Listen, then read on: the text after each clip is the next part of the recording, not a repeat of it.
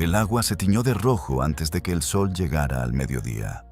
No fue una batalla, fue una colisión de mundos. 400 embarcaciones, más de 150.000 hombres y un estrecho de mar tan angosto que los gritos de los moribundos de un extremo podían escucharse en el otro.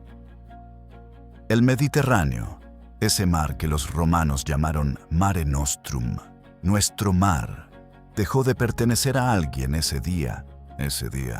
Simplemente ardió. Pero para entender lo que pasó en el Golfo de Lepanto en octubre de 1571, primero tienes que entender el miedo. No el miedo de un hombre, el miedo de todo un continente. Durante más de 100 años, el Imperio Otomano había avanzado como una marea que nadie podía detener. Constantinopla había caído, los Balcanes habían caído, Hungría había caído, y el Mediterráneo, ese mar que era la columna vertebral del comercio, de la fe y del poder de Europa, estaba siendo devorado galera por galera, puerto por puerto. El sultán Solimán el Magnífico había llevado al Imperio Otomano a su cima, y su sucesor, Selim II, no tenía intención de detenerse. El objetivo era claro: el Mediterráneo occidental, España, Italia, Roma, y nadie los había frenado todavía. Entonces llega la pregunta que nadie quería hacerse en las cortes de Europa. ¿Era el Imperio Otomano simplemente invencible en el mar? La respuesta, hasta ese momento, era aterradora. Sí. La flota otomana no era solo poderosa, era el resultado de décadas de ingeniería, conquista y experiencia brutal. Sus almirantes conocían cada corriente, cada viento, cada roca del Mediterráneo. Su flota había destruido escuadras venecianas, genovesas y españolas con una eficiencia que rozaba lo sobrenatural. Y en 1571, después de que los otomanos tomaran Chipre, uno de los últimos bastiones cristianos en el Mediterráneo oriental, y masacraran a su guarnición con una crueldad deliberada, diseñada para enviar un mensaje, Europa finalmente reaccionó. Pero reaccionar unida era casi tan difícil como derrotar a los otomanos. Venecia y España se odiaban. Venecia era una república comercial que hacía negocios con el diablo, si el diablo pagaba bien, y había negociado con los otomanos más de una vez. España era el brazo militar de la contrarreforma católica, liderada por un rey, Felipe II, que veía el mundo en términos de fe absoluta. El Papa Pío V, un dominico de hierro que dormía en el suelo y ayunaba con una disciplina que asustaba a sus propios cardenales, fue el que logró lo imposible: unirlos. Creó la Liga Santa, España, Venecia, Génova, los estados pontificios y varios estados italianos menores. Una alianza frágil, cosida con desconfianza mutua, egos incompatibles y agendas contradictorias. Y necesitaban un comandante que pudiera mantener todo eso unido mientras dirigía la mayor flota que el mundo cristiano había reunido en siglos. El hombre que eligieron tenía 22 años. Nunca había comandado una batalla naval. Su nombre era Juan de Austria. Y aquí es donde la historia se vuelve interesante, porque Juan de Austria no era un príncipe legítimo. Era el hijo bastardo del emperador Carlos V, hermanastro de Felipe II, un hombre que vivía en ese espacio incómodo entre la gloria y la sombra. No tenía un reino, no tenía un ejército propio, tenía solo un nombre, medio nombre en realidad, y una ambición que los que lo rodeaban no entendían del todo. ¿Por qué elegir a un joven sin experiencia naval para comandar el destino de Occidente? La respuesta dice todo sobre la naturaleza de esa alianza. Ninguna potencia confiaba en que un almirante de otra nación tuviera el mando. Un veneciano no aceptaría órdenes de un español. Un español no doblaría la rodilla ante un veneciano.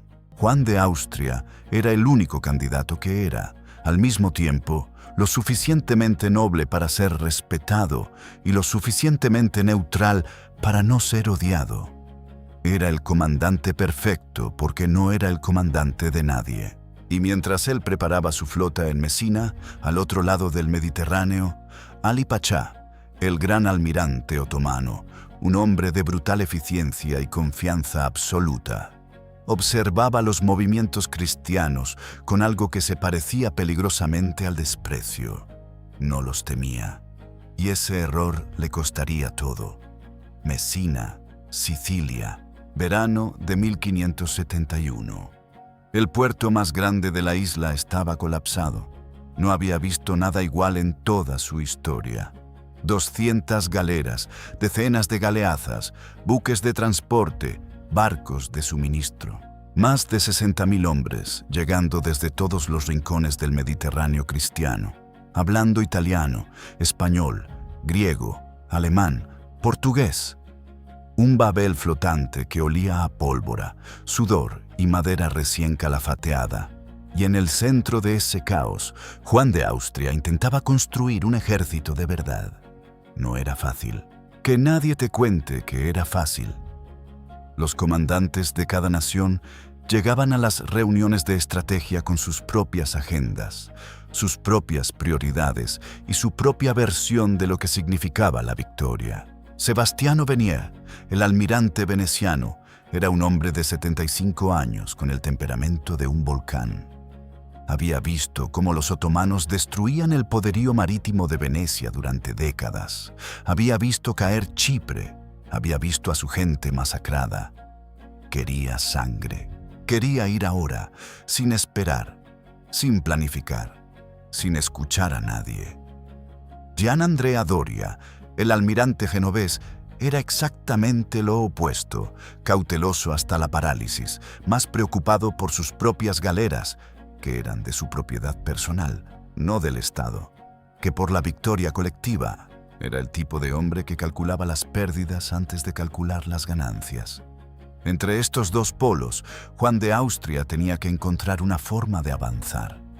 Y lo hizo. No con genialidad táctica, todavía. Lo hizo con algo más difícil: carisma.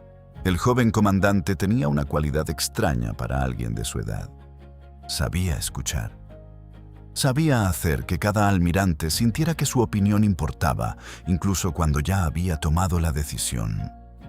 Era político sin ser deshonesto, firme sin ser arrogante.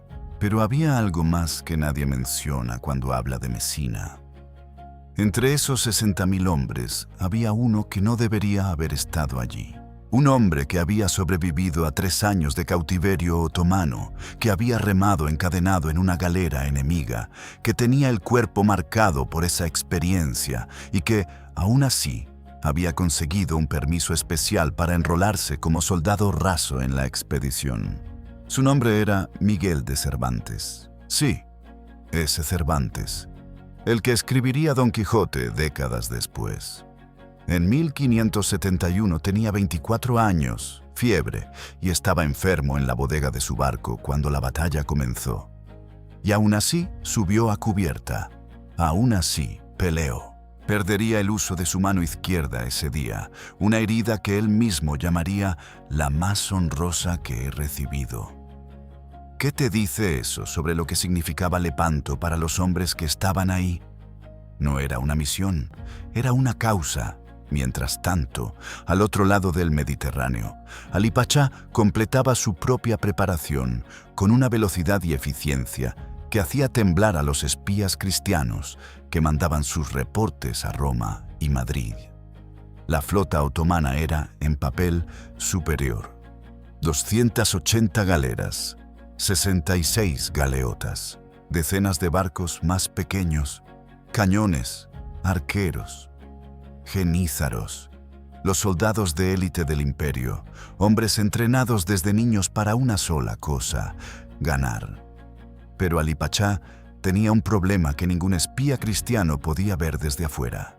Sus galeras estaban exhaustas. Habían pasado meses operando en el Mediterráneo oriental, atacando posiciones venecianas, tomando Chipre, patrullando rutas de suministro. Los remeros, muchos de ellos esclavos y prisioneros, estaban en condiciones deplorables. Y Selim II, el sultán, presionaba desde Constantinopla con una impaciencia que no daba tiempo para recuperarse. Ali Pachá sabía todo esto y aún así avanzó. ¿Por qué? Porque un siglo de victorias genera algo más peligroso que la arrogancia. Genera certeza. La flota otomana no había perdido una batalla decisiva en el Mediterráneo en generaciones. ¿Por qué esta sería diferente? Esa pregunta, esa certeza, es lo que los destruiría. Porque Juan de Austria tenía un secreto, un arma que los otomanos no habían visto nunca en esa escala, algo que cambiaría para siempre la naturaleza de la guerra naval. No era un barco nuevo, no era una táctica nueva, era un monstruo de madera y hierro que los venecianos habían construido en silencio y que nadie, absolutamente nadie en la flota otomana, había calculado en sus planes de batalla. Se llamaba la Galeaza, y cuando Ali Pachá la viera por primera vez, ya sería demasiado tarde. Para entender la Galeaza, tienes que entender primero cómo funcionaba una batalla naval en el siglo XVI. No era lo que ves en las películas de piratas. No había maniobras elegantes, giros precisos, cañonazos a distancia. Una batalla de galeras era, en esencia, una batalla terrestre sobre el agua. Las galeras se acercaban a máxima velocidad, impulsadas por cientos de remeros encadenados a sus bancos, y cuando el espolón de proa destrozaba el costado del barco enemigo, los soldados saltaban de una cubierta a otra y peleaban cuerpo a cuerpo. Era brutal, corta y se decidía en minutos. La galera era perfecta para eso. Rápida, maniobrable, letal en el choque directo. Pero tenía un defecto fundamental que nadie había podido resolver. Era demasiado estrecha para cargar artillería pesada sin hundirse. Los venecianos lo resolvieron. La galeaza era básicamente una galera gigante, el doble de ancho, el triple de pesada, con una cubierta elevada que le permitía montar cañones a los costados, en la proa y en la popa. No era rápida, no podía maniobrar con agilidad, pero tampoco necesitaba hacerlo. Era una fortaleza flotante, una plataforma de fuego que podía destruir galeras enemigas antes de que llegaran a distancia de abordaje. Los venecianos construyeron 6 de estas bestias en secreto. Las integraron a la flota de la Liga Santa sin anunciarlas, sin presumirlas, sin dejar que ningún espía otomano pudiera reportar exactamente lo que eran. Y Juan de Austria, con una intuición táctica que desmiente su falta de experiencia, entendió exactamente cómo usarlas. El plan era simple en concepto, devastador en ejecución. Las 6 galeazas avanzarían frente a la línea principal de la flota cristiana, remolcadas por galeras más pequeñas hasta ponerse en posición. Cuando la flota otomana avanzara en su formación de ataque habitual, esa avalancha de galeras que había barrido todo lo que se le había puesto por delante, las galeazas abrirían fuego antes de que nadie pudiera responder. No era un truco, era una trampa. Pero para que la trampa funcionara, todo tenía que salir exactamente como estaba planeado. Y en la guerra, nada sale exactamente como está planeado. El 7 de octubre de 1571, amaneció con viento en contra. Esto importa enormemente. Las galeras dependían del remo, no de la vela, para maniobrar en batalla, pero el viento afectaba la pólvora, afectaba la visibilidad, afectaba la capacidad de mantener la formación. Y esa mañana, cuando la flota de la Liga Santa salió del Golfo de Patras y puso proa hacia el este, el viento soplaba directo hacia ellos, frenando su avance, complicando cada movimiento. Juan de Austria lo vio, lo evaluó y decidió avanzar de todas formas. Había algo más que el viento que preocupaba a los comandantes cristianos esa mañana. La flota otomana era enorme. Cuando los vigías en los mástiles más altos divisaron por primera vez la línea enemiga en el horizonte, hubo un momento de silencio que recorrió toda la flota. Un silencio que no era miedo exactamente. Era la comprensión física, visceral, de la escala de lo que estaban enfrentando. 280 galeras, 66 galeotas, miles de cañones, 34.000 soldados de combate. Y avanzando, Ali Pachá había organizado su flota en la formación clásica otomana. Una línea curva, como una media luna, diseñada para envolver a los enemigos por los flancos, mientras el centro los aplastaba de frente. Era una formación que había funcionado decenas de veces. Una formación que sus comandantes podían ejecutar dormidos. Pero Ali Pachá no sabía lo que tenía enfrente. Cuando la flota otomana estaba a menos de 2 millas de distancia, Juan de Austria hizo algo que ninguno de sus almirantes esperaba. Se subió a una lancha rápida y recorrió toda la línea de su flota, de un extremo al otro, a la vista de todos sus hombres. Sin armadura completa, con una sonrisa. Era un gesto calculado, pero también era genuino. Este joven de 22 años, este bastardo imperial que no tenía reino ni nombre completo, quería que cada remero, cada soldado, cada marinero lo viera. Quería que supieran que su comandante no estaba escondido en la bodega del barco almirante, calculando probabilidades de supervivencia. Estaba ahí, con ellos. El efecto fue eléctrico. Y entonces, cuando volvió a su posición, cuando las dos flotas estaban ya a menos de 1 milla y el aire comenzaba a llenarse con el sonido de tambores y trompetas otomanas, pasó algo que nadie había planeado. El viento cambió. De repente, completamente, como si el Mediterráneo mismo hubiera elegido un bando. El viento que había estado frenando a la flota cristiana giró 180 grados.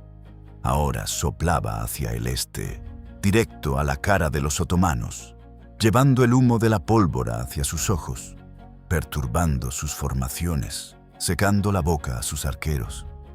Y las 6 galeazas, remolcadas hasta su posición frente a la línea cristiana, abrieron fuego. El primer cañonazo de las galeazas no fue un disparo, fue un anuncio. El sonido viajó por el agua antes de que el humo se levantara, antes de que los proyectiles encontraran sus blancos, antes de que nadie en la flota otomana pudiera procesar lo que estaba pasando. Y cuando el humo se disipó, 3 galeras otomanas que habían estado avanzando en formación perfecta simplemente habían dejado de existir como barcos. Eran escombros, madera astillada y cuerpos flotando en agua que todavía no había tenido tiempo de teñirse de rojo. Ali Pachá, desde su galera almirante la Sultana, vio esto y por primera vez en esa mañana dudó. Fue un segundo, quizás menos, pero en una batalla que se decidiría en minutos, ese segundo importaba. Sus comandantes de flanco no dudaron. Los almirantes que dirigían las alas de la media luna otomana eran hombres de experiencia brutal y su instinto inmediato fue acelerar, rodear las galeazas por los lados antes de que pudieran recargar, llegar a distancia de abordaje donde la artillería veneciana se volvía inútil. Era la respuesta correcta en teoría. Era exactamente lo que habrían hecho contra cualquier otra formación enemiga. Pero las galeazas no estaban solas. Detrás de ellas, la flota de la Liga Santa avanzaba en su propia formación, una línea recta de más de 200 galeras dividida en 3 cuerpos. El centro, comandado por Juan de Austria en persona en su galera La Real. El flanco izquierdo, comandado por el veneciano Agostino Barbarigo. El flanco derecho, comandado por el genovés Gianandrea Doria. Y aquí, en los flancos, fue donde la batalla se volvió 3 batallas distintas. En el flanco izquierdo, Barbarigo enfrentó algo que ningún plan había contemplado del todo. El almirante otomano Mehmed Sirocco intentó una maniobra que rozaba lo imposible. Intentó llevar sus galeras entre la línea cristiana y la costa, por aguas tan poco profundas que rozaban los fondos rocosos, para envolver a Barbarigo por el norte. Era una apuesta suicida. Nadie debería haber podido navegar ahí con galeras de ese tamaño. Sirocco casi lo logró. Las galeras otomanas del flanco norte golpearon la línea veneciana con una ferocidad que hizo tambalear toda la formación.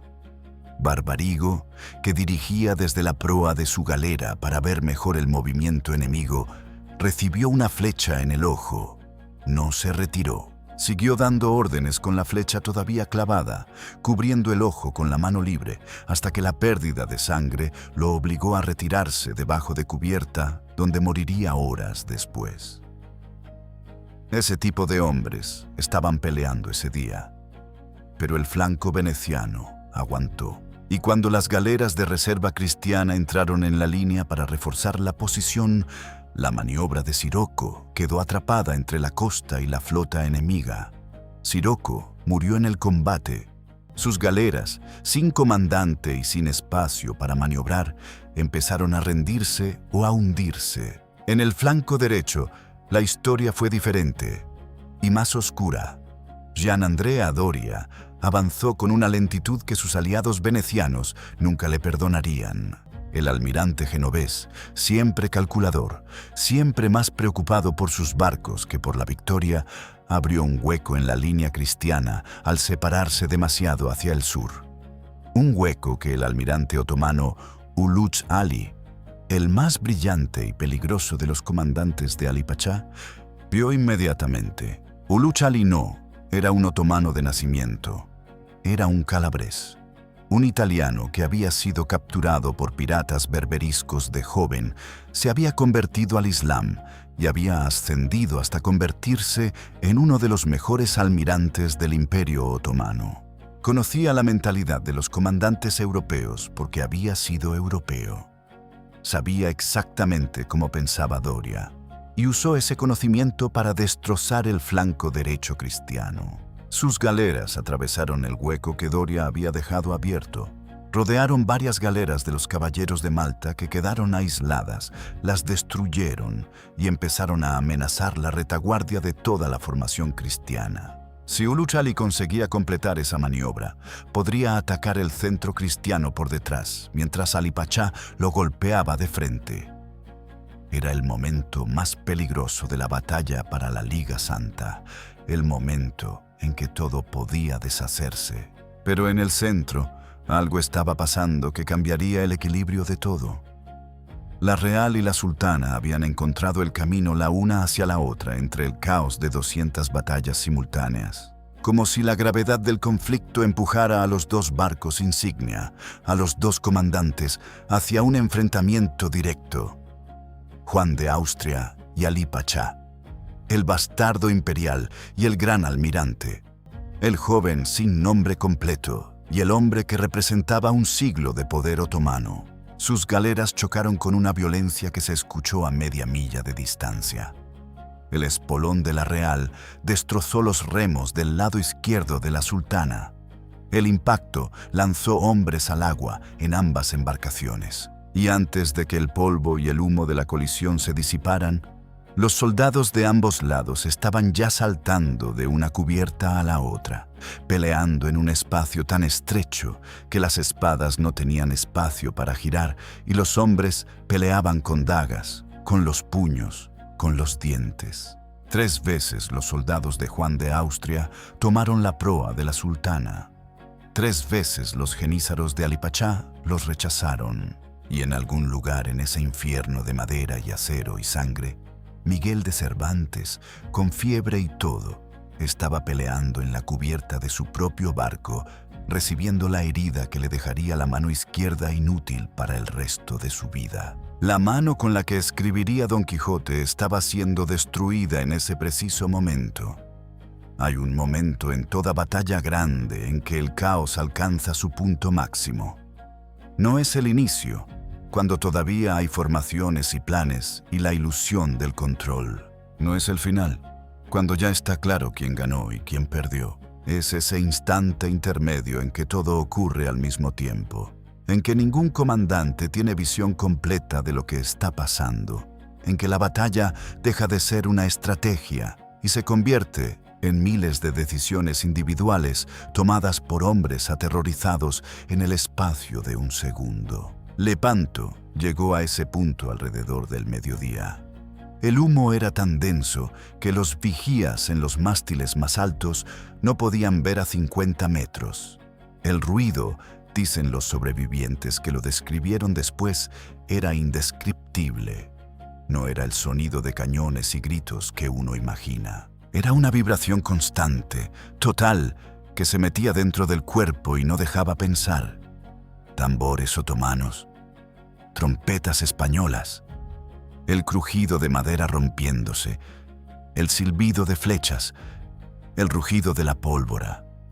Y debajo de todo eso, constante e inevitable, los gritos. En ese caos, la batalla del centro se había convertido en algo que ningún libro de táctica naval había previsto jamás. La Real y la Sultana llevaban casi una hora trabadas en combate directo. No era ya un abordaje, era un asedio. Los soldados españoles e italianos de Juan de Austria habían conseguido avanzar hasta el mástil central de la Sultana, pero los jenízaros de Alí Pachá los empujaban de vuelta cada vez, con una disciplina y ferocidad que hacía comprender por qué eran considerados la mejor infantería del mundo. Pero la Sultana estaba sola. Las galeras otomanas que debían proteger al barco almirante habían sido arrastradas por el combate en otras direcciones, absorbidas por la ferocidad general de la batalla. Y las galeras de la Liga Santa, al contrario, comenzaban a converger hacia el centro en cuanto sus combates locales se resolvían. No era un plan, era instinto. Los soldados veían el barco almirante enemigo y remaban hacia él. Alí Pachá lo vio. Vio que sus flancos empezaban a ceder. Vio que sus galeras de apoyo no podían llegar hasta él. Vio que el joven al que había subestimado esa mañana había construido, en el caos de la batalla, una superioridad numérica en el punto decisivo. Y tomó la única decisión que le quedaba: pelear él mismo. Alí Pachá era un almirante, no un soldado de infantería. Pero tomó un arco, se subió a la parte más alta de la Sultana y empezó a disparar flechas hacia la cubierta de la Real. Era un gesto desesperado y extraordinariamente valiente al mismo tiempo. El gran almirante del Imperio Otomano, disparando flechas como un soldado raso, porque era lo único que podía hacer. Una de esas flechas alcanzó a Juan de Austria en la pierna. La herida no era profunda. Juan de Austria ni siquiera se detuvo. Se arrancó la flecha, siguió dando órdenes. Y entonces ocurrió. Un soldado español. La historia no ha preservado su nombre con certeza, y eso tiene algo de poético. Llegó hasta Alí Pachá, en la cubierta de la Sultana. Lo que pasó en ese momento se describe de forma diferente en cada crónica. Algunos dicen que Alí Pachá cayó en combate directo, otros que recibió un disparo de arcabuz, otros que fue derribado y rematado cuando ya estaba herido. Lo que sí es seguro es lo que pasó después. La cabeza de Alí Pachá fue cortada y clavada en la punta de una lanza. Y esa lanza fue levantada en la cubierta de la Sultana, visible para toda la flota.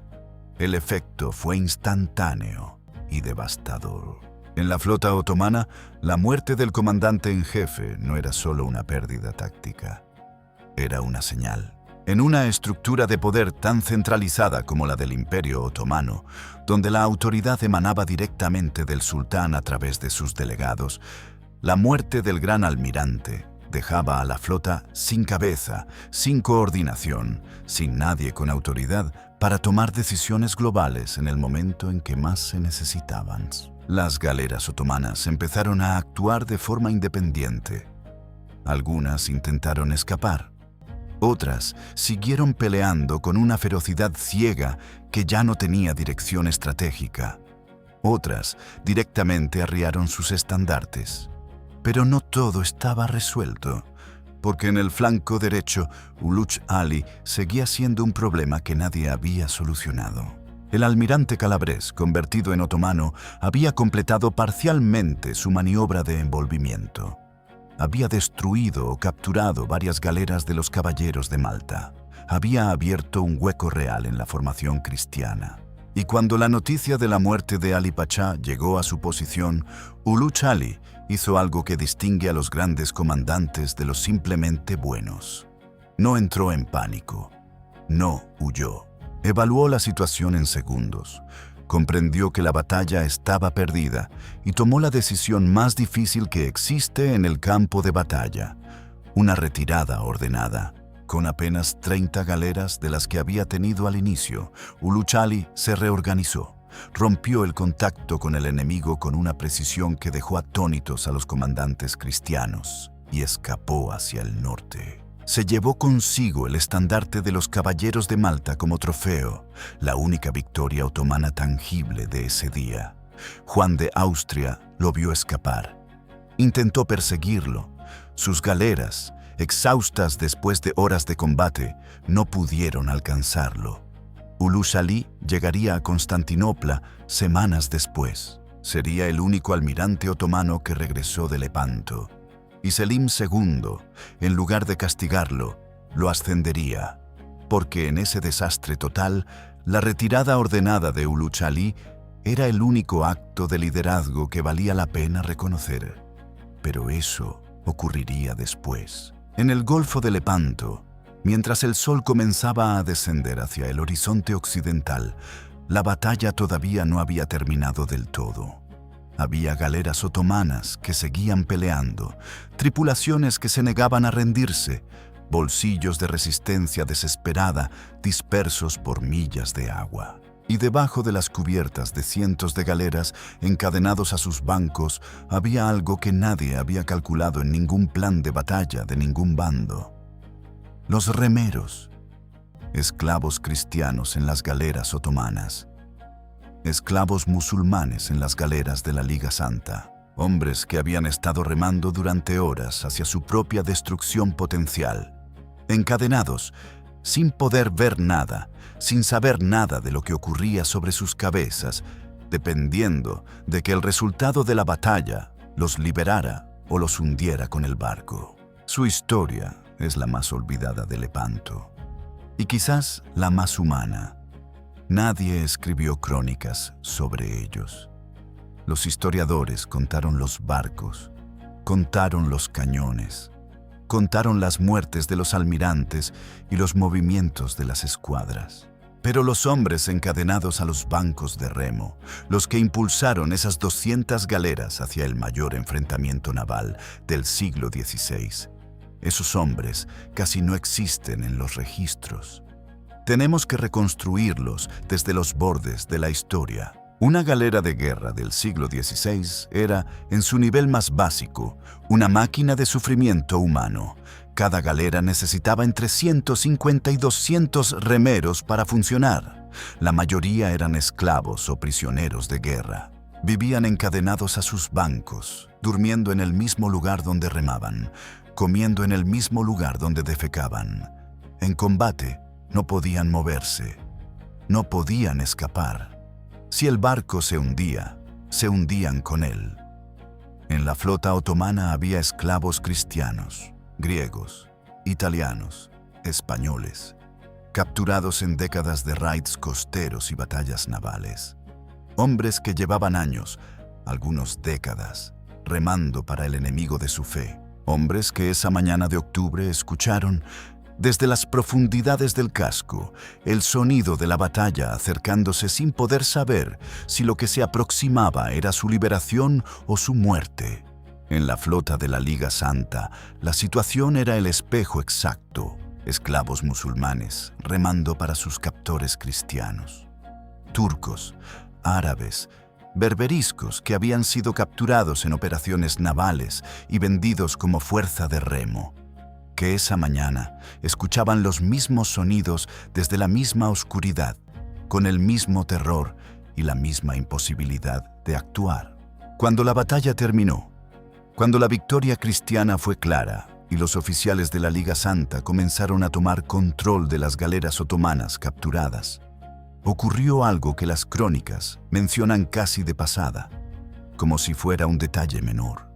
Los remeros cristianos en las galeras otomanas fueron liberados.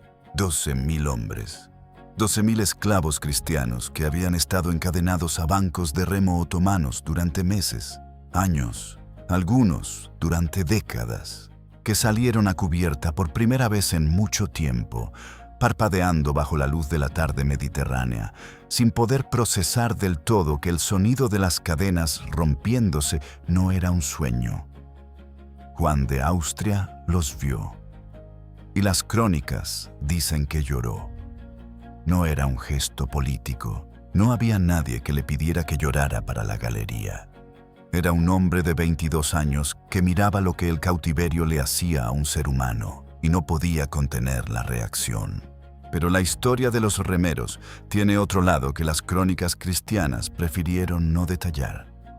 Los esclavos musulmanes en las galeras de la Liga Santa no fueron liberados. Siguieron encadenados. Siguieron remando. La victoria de Lepanto fue para ellos exactamente igual que cualquier otro día de cautiverio, excepto que ahora sus amos celebraban con un entusiasmo que hacía aún más pesadas las cadenas.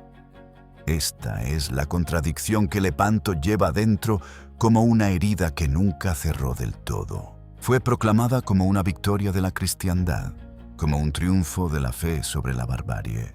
El Papa Pío V, cuando recibió la noticia en Roma, interrumpió una reunión, se asomó a la ventana y dijo a sus asistentes que no había tiempo para negocios, que era hora de agradecer a Dios la victoria que había concedido a sus ejércitos. Instituyó una nueva festividad católica en honor a la batalla. La llamó Nuestra Señora de la Victoria, que después se convirtió en la festividad del Rosario que se celebra hasta hoy. Roma entera festejó. Venecia encargó pinturas a los mejores artistas de la época para inmortalizar el triunfo. Tiziano, Gian Ciano, Veronese, Tintoretto, todos pintaron Lepanto. La batalla se convirtió en símbolo, en mito, en la prueba de que el avance otomano podía ser detenido. Pero en esa celebración había algo que nadie quería examinar demasiado de cerca, que había cambiado realmente. El Imperio Otomano había perdido 230 galeras, había perdido a su gran almirante, había perdido 30.000 hombres muertos o capturados. Era la derrota naval más catastrófica en la historia del imperio. Y 18 meses después tenía una flota nueva, no una flota improvisada. Una flota de 250 galeras construidas en los astilleros de Constantinopla con una velocidad que dejó atónita a toda Europa. Cuando el gran visir Sokollu, Mehmed Pachá, recibió a los embajadores venecianos después de Lepanto, les dijo algo que se ha repetido en los libros de historia durante siglos. Vosotros nos habéis afeitado la barba. La barba cortada vuelve a crecer más fuerte. Nosotros os hemos cortado un brazo. El brazo cortado no vuelve a crecer. Venecia había perdido Chipre y Lepanto no se la devolvió. La Liga Santa, esa alianza imposible que el Papa Pío V había cosido con voluntad pura, se desintegró casi inmediatamente después de la victoria. Venecia firmó una paz por separado con el Imperio Otomano apenas 2 años después. España y los estados italianos volvieron a sus propias agendas. El Frente Unido, que había ganado la batalla más grande del Mediterráneo, no sobrevivió a la propia victoria. Entonces, ¿qué ganó Lepanto? ¿Qué cambió realmente ese 7 de octubre de 1571? La respuesta es más sutil y más profunda de lo que parece. Lo que murió en Lepanto no fue el Imperio Otomano. Fue un mito. El mito de la invencibilidad otomana en el mar. Ese mito que había paralizado a Europa durante un siglo, que había hecho que reyes y papas y almirantes miraran el Mediterráneo con la resignación de quien observa una fuerza de la naturaleza. Ese mito que decía que el avance otomano era inevitable, irreversible, que era solo cuestión de tiempo antes de que las galeras con la media luna llegaran a las costas de Italia y España. Ese mito murió en el Golfo de Lepanto, y con él algo cambió en la psicología de Europa. Una confianza nueva, frágil todavía, pero real. La certeza de que el Imperio Otomano podía ser derrotado, que no era una fuerza sobrenatural, sino un poder humano, con límites humanos, con puntos débiles humanos. Fue la primera grieta en una pared que tardaría siglos más en caer del todo. Pero una grieta es suficiente para que entre la luz. Cuando el sol se puso sobre el Golfo de Lepanto esa tarde del 7 de octubre, el agua seguía ardiendo. No metafóricamente, literalmente. Decenas de galeras destruidas continuaban en llamas mientras la oscuridad llegaba, convirtiendo el horizonte en una línea irregular de fuego que los sobrevivientes de ambos bandos verían en sus sueños durante el resto de sus vidas. El olor a madera quemada, a pólvora, a sangre, impregnó el aire del Mediterráneo durante días. Los pescadores de las costas cercanas contarían después que el mar arrojó cuerpos y escombros a sus playas durante semanas. Los números, cuando finalmente se contaron, eran casi imposibles de procesar. La flota otomana había perdido más de 230 galeras entre hundidas y capturadas. 30.000 hombres muertos. Otros 8.000 capturados. Ali Pachá muerto. Casi todo el liderazgo naval otomano eliminado en un solo día. La Liga Santa había perdido 12 galeras y 13.000 hombres. Era una victoria aplastante en cualquier métrica que se quisiera usar. Y sin embargo, cuando Juan de Austria navegó de vuelta hacia Mesina con su flota victoriosa, había algo en su expresión, dicen los que lo observaron, que no era exactamente júbilo. Era algo más complicado. Este joven de 22 años había logrado lo que ningún comandante cristiano había conseguido en un siglo. Había destruido la flota otomana en batalla abierta. Había liberado 12.000 esclavos. Había detenido un avance que Europa entera creía imparable. Por derecho podría haber exigido cualquier cosa: un reino, un título, el reconocimiento permanente de su legitimidad como hijo de Carlos V. Escribió una carta a su hermanastro Felipe II esa noche. En ella describía la batalla con precisión militar, listaba las pérdidas, detallaba las capturas y al final, casi como si fuera un comentario secundario, mencionaba algo que revelaba todo sobre quién era este hombre. Pedía permiso para continuar la campaña, para aprovechar el momentum, para llevar la flota al Mediterráneo oriental, mientras el Imperio Otomano todavía estaba en shock y reconstruyendo. Felipe II respondió semanas después con elogios cuidadosamente formulados y una negativa educada. El rey de España no quería a su hermanastro bastardo acumulando demasiado poder o demasiada gloria. Un Juan de Austria victorioso en Lepanto era útil. Un Juan de Austria que seguía ganando, que seguía acumulando lealtades militares, que podía convertirse en un poder independiente dentro del mundo hispánico, era una amenaza. Es uno de los momentos más oscuros de la historia de Lepanto, la victoria más grande del siglo, y el hombre que la logró fue frenado en seco por la paranoia política de su propio rey.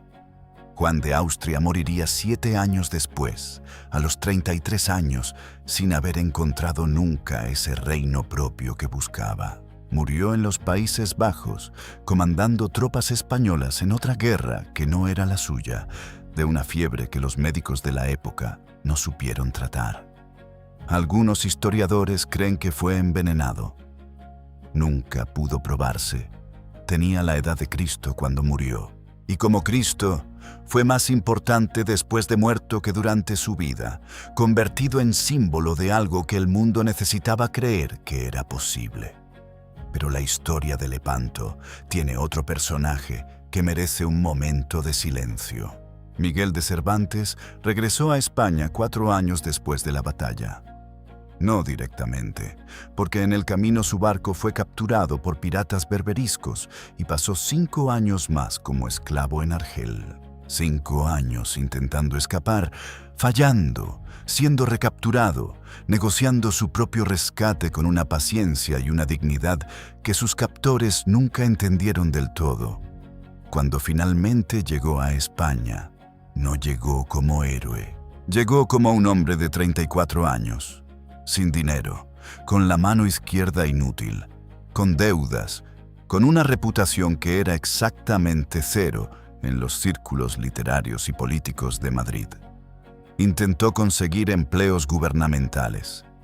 Intentó que le reconocieran sus servicios militares. Intentó repetidamente que alguien en el aparato del Estado español recordara que había estado en Lepanto, que había peleado, que había perdido una mano por su país. Nadie le prestó demasiada atención. Pasó décadas trabajando como recaudador de impuestos, viajando por los pueblos de Castilla y Andalucía, acumulando deudas, pasando una temporada en la cárcel por irregularidades contables que nunca quedaron del todo claras. Era un fracasado según todos los estándares de su tiempo, y en algún momento de esa vida aparentemente arruinada, empezó a escribir la historia de un hombre que confundía los molinos de viento con gigantes.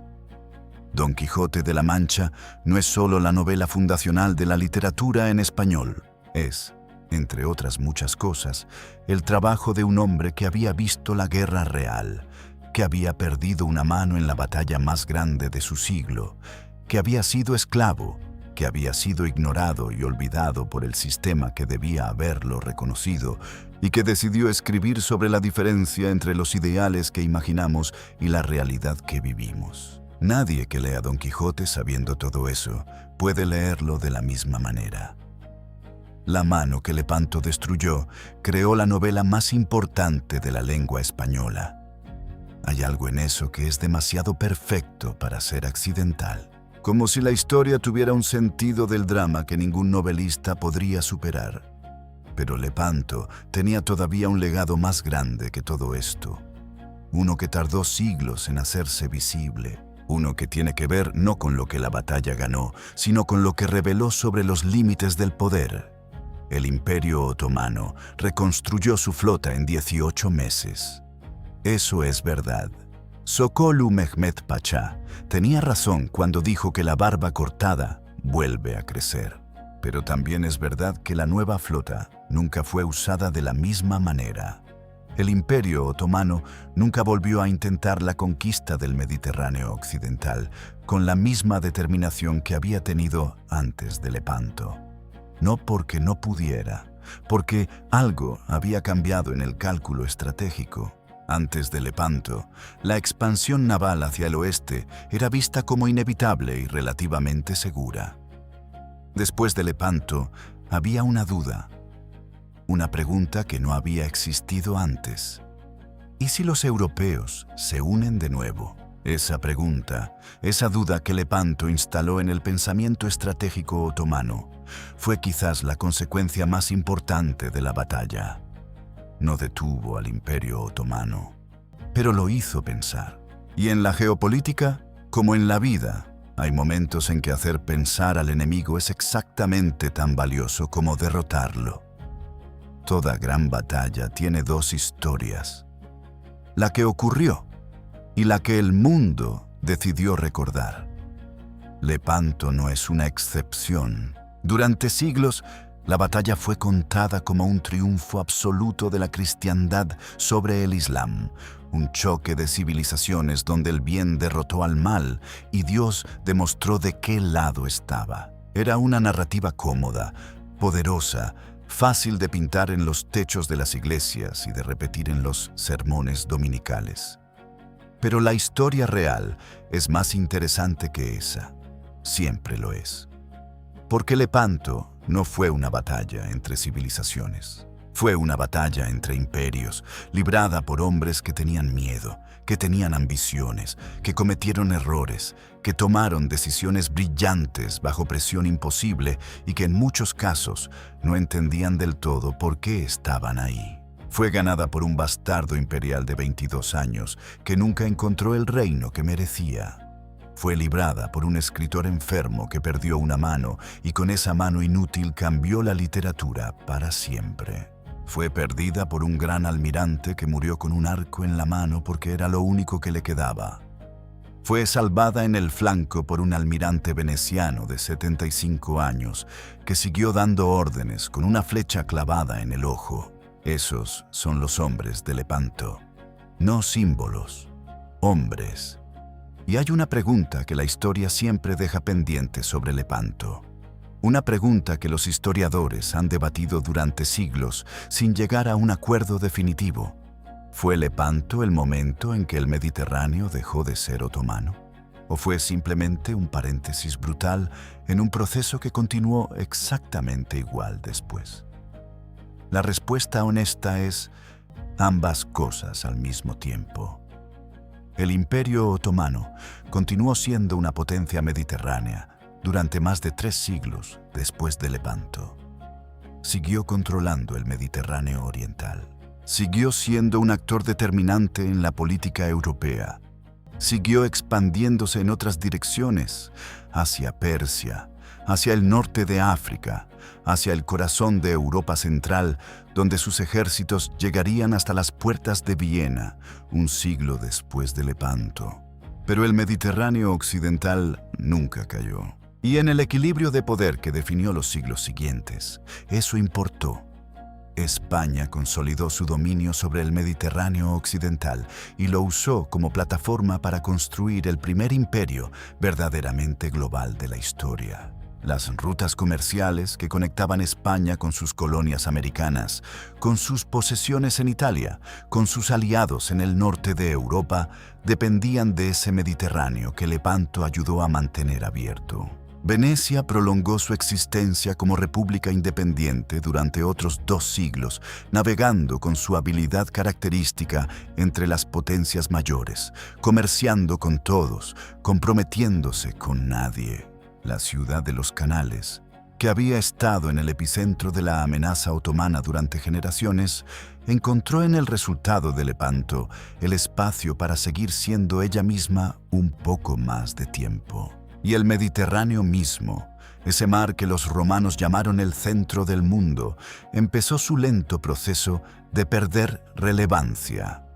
No por Lepanto, por algo que ningún almirante en ninguna de las 200 galeras que chocaron ese día podía haber previsto: el Atlántico. Mientras las potencias mediterráneas se destruían mutuamente en Lepanto, los barcos de vela, no las galeras de remo, sino los grandes galeones de vela cuadrada que no necesitaban remeros encadenados, ya estaban cambiando las rutas del comercio mundial.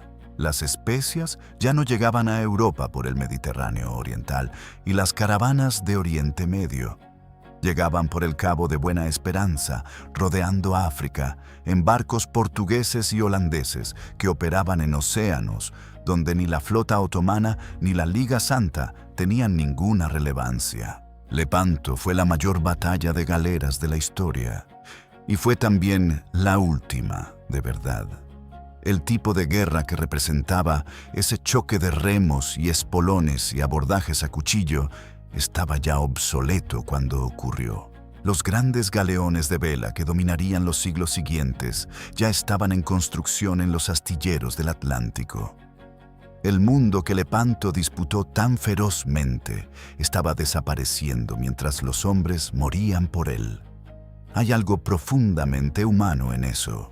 Peleamos nuestras guerras más grandes por mundos que ya están siendo reemplazados por algo que todavía no comprendemos. El caballo de Troya ocurrió mientras el bronce cedía al hierro. Lepanto ocurrió mientras el Mediterráneo cedía al Atlántico. Y nosotros, siglos después, cometemos exactamente los mismos errores, con exactamente la misma convicción de que lo que defendemos es eterno. Pero Lepanto nos dejó algo que sí es eterno, o al menos lo más cercano a eterno que la historia produce. Nos dejó la demostración de que los imperios que parecen invencibles no lo son, que las alianzas imposibles entre enemigos históricos pueden construirse cuando el miedo es suficientemente grande y el liderazgo suficientemente inspirado. Que un joven sin nombre completo puede cambiar el curso de la historia si tiene la valentía de recorrer la línea de sus barcos en una lancha abierta mientras el enemigo se acerca. Que un escritor enfermo con fiebre puede subir a cubierta cuando debería estar abajo, perder una mano y usar esa pérdida para crear algo que dure 450 años. Que el humo de la pólvora se disipa. Que el agua borra la sangre. Que los barcos se hunden y los imperios se desvanecen. Pero las historias quedan. El 7 de octubre de 1571, más de 150.000 hombres chocaron en un estrecho del Mediterráneo griego. La mayoría murieron sin que nadie recordara sus nombres. Los que sobrevivieron regresaron a mundos que no habían cambiado tanto como esperaban. Los almirantes fueron honrados o ignorados según la conveniencia política de sus reyes. Los remeros siguieron encadenados o fueron liberados dependiendo de qué dios profesaban. Y el Mediterráneo, ese mar antiguo que había visto a los fenicios y los griegos y los romanos y los árabes y los venecianos y los otomanos disputarse sus aguas durante 3000 años, recogió sus muertos en silencio y siguió siendo lo que siempre había sido: un espejo donde los imperios se miran y creen ver el infinito. Hasta que el espejo se rompe. Lepanto rompió un espejo. Y en los fragmentos, si los miras con cuidado, puedes ver reflejado algo que sigue siendo verdad hoy: que ningún poder es eterno, que ninguna victoria es definitiva, que el hombre encadenado al banco de remo y el almirante en la popa del barco comparten exactamente el mismo final, con la única diferencia de cuánto tiempo tardan en llegar a él.